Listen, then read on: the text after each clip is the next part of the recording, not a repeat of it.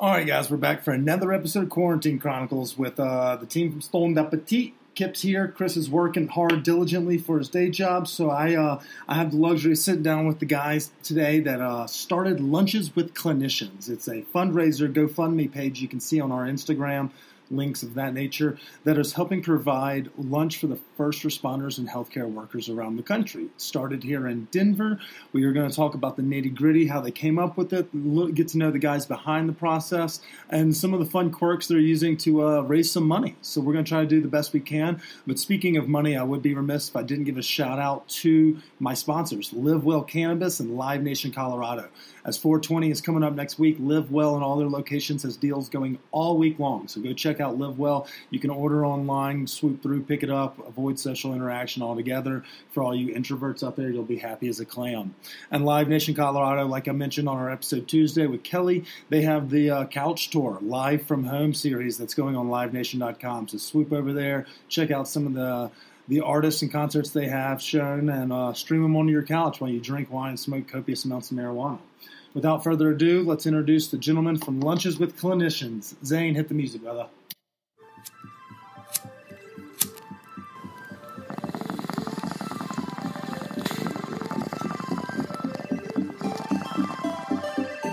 The suppression of the use of marijuana and of the forces lurking behind it are the most important jobs this department is now engaged in. In 1930, the records on marijuana in the Washington office of the Narcotics Division scarcely filled a small folder like this.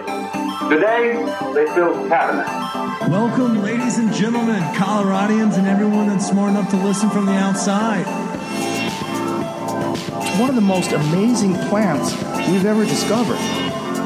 The pot party, the trippers, the grasshoppers, the hip ones, all gathered in secrecy and flying high as a kite.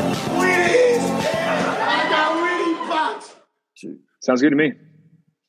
Welcome back, ladies and gentlemen, to another week or another episode of Stone d'Appetit's Quarantine Chronicles, where I'm stuck in my room and I FaceTime other folks on my computer. Sadly enough, I don't have any wine right now because I drank it all last night, but we will get refilled thanks to our sponsors over at Vita Cole Wine. If it wasn't for y'all, I'd be having to drink some gnarly box wine. And thanks to the Vita Cole, they have organic wines that are shipped in from Europe, and they have some based in the States as well. Go to vitacole.com, sign up there. Check out Brian McClintock and his crew. They're doing some really gnarly stuff for the world. And then Live Nation. Always go check out Live Nation.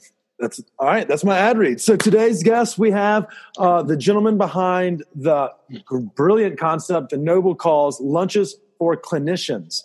Due to the recent pandemic quarantine sesh, first responders and healthcare workers are the only ones out. And so to support restaurants and to support those that are fighting on the lines, these guys have come up with a great concept that's doing some really good in this community. So gentlemen, I appreciate y'all joining me.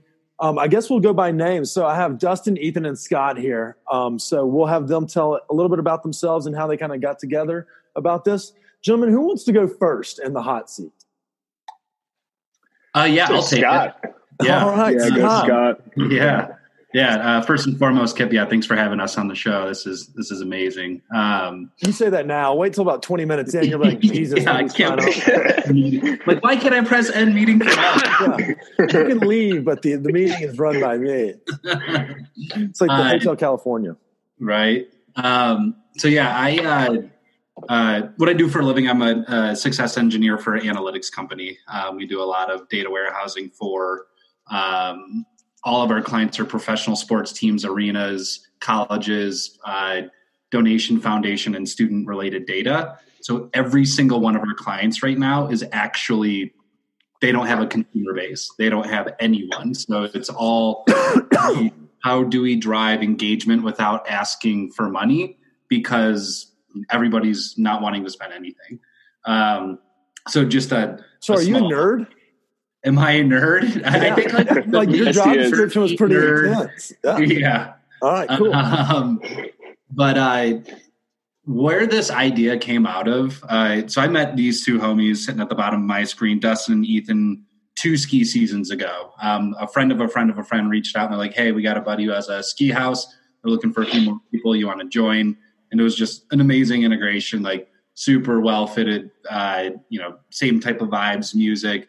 We all like to have fun. We all see the sunrise more often than not. And it was just a wonderful group of guys to come into. What are the odds of that? That sounds like a pretty cool way to meet. Be like, oh, we all have the same interests and didn't even realize it? Did we just become best friends, like bunk beds and stepbrothers? We were doing karate in the garage. 100%. And that second voice you heard was Ethan. Is that who that was? Yeah, that's me. Yeah. Ethan, so tell us a little bit about you, and then we'll dive a little bit more, and we'll get through the whole team so everyone can recognize the voices. Yeah, totally. So Ethan here. I have I'm biz dev background, so definitely not a nerd. Good save. Met these guys.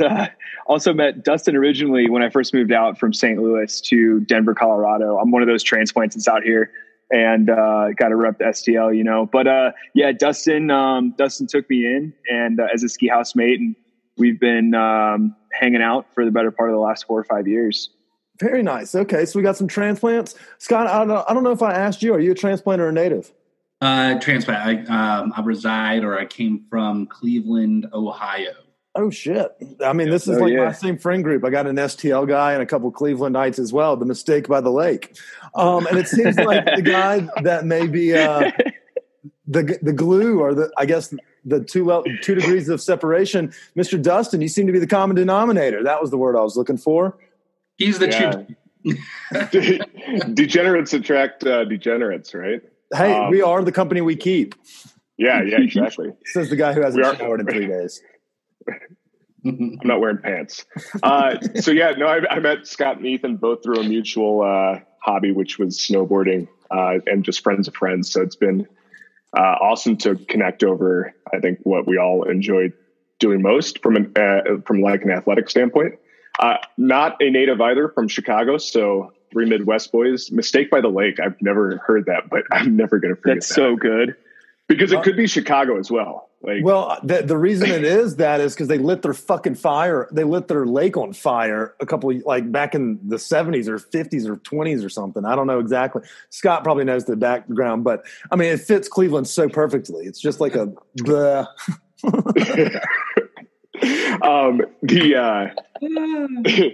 The reason, let's see, what was the next question? God, I just can't stop thinking about Cleveland. We all started this. It was kind of Scott's baby, right? Scott had wanted to, I believe, just kind of coordinate some goodness around his birthday. We had this huge party planned up in the mountains, and had planned to go get some drinks for his actual birthday. And obviously with the stay-at-home order, all that stuff stopped. So Scott, being the altruist that he is, was like, hey, let's go do something good for everybody. And we were all on board because we all, we're fortunate enough where I don't think our jobs are majorly impacted. So we had some extra time just figuring out, we had some extra time while the rest of the kind of workforce figured out how to adapt to the remote work style. I think we're all pretty used to it. So that's where this all came from. And then it got wheels, and it's just been moving ever since. It's been awesome. Man, y'all have been doing some serious work around the community. And so I'd love to let's harp a little bit about that. So Lunches for Clinicians, you can follow them on Instagram, the same pathway. If somebody wanted, let's talk a little bit about what the process is and what y'all are doing, and then we'll tell people how they can help, the cause as well. Who wants to tee off on what it is y'all are doing and how y'all are doing this and all of that jazz? Yeah, I'll start, and the boys can fill in as they see fit. First and foremost, we just hit $100,000 across the nation as of 30 minutes ago. We're sitting right around $100,800. Congrats, thank you. It's been nothing short of an absolute, just the people who are reaching out, wanting to get involved, running their own initiatives. It's such an empathizable initiative to be able to say, I like food. I've been in the hospital. How can we help? It's two major industries that have been impacted. We it started here. We realized that a lot of people are reaching out. So I do a daily stand-up meeting for anybody who wants to get involved, to educate them, to give them the blueprint, the documents that they need to be organized, social media, the story for GoFundMe. It's pretty much a one-stop shop to stand up what we're doing. but it's also educating them on what verbiage you need for hospitals, how big your team needs to be, so on and so forth. And again, I would be stroking my team's ego a little bit here. They're nothing short of, everybody's putting in 4 to 6 hours a day outside of our full-time jobs. I mean, it's a lot, but we can't do anything else. And we can do this from our own home. So it's been like a blessing in disguise. And it's spread. I mean, I think we've been on, I don't know, what's this say over here? Like 9 different news channels, a bunch of different online magazines. We've gotten some traction, and it's only growing even more. I mean, congrats on the 100K. That's fucking gnarly. And you mentioned it's coming in from all over. Are you getting support for the Colorado community? Are you saying like folks and like y'all in turn, is it just Colorado that y'all are working with, or are y'all working with restaurants in St. Louis, Cleveland, Chicago, places, where, Portilla probably is not struggling. Portilla's, they're fine. But those other independent restaurants, I don't know any restaurants in Cleveland, but Sugar Fire as well, and down in Kansas City and shit like that.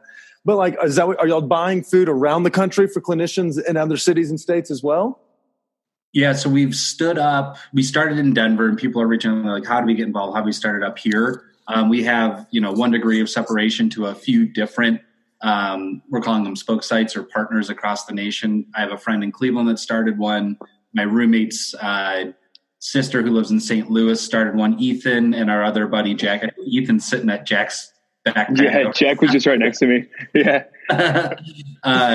They started one. Say what's up. Louis. So there's connections to people who are running it, that we hold near and dear to our heart. And then there's just random people that found us on Facebook, Instagram.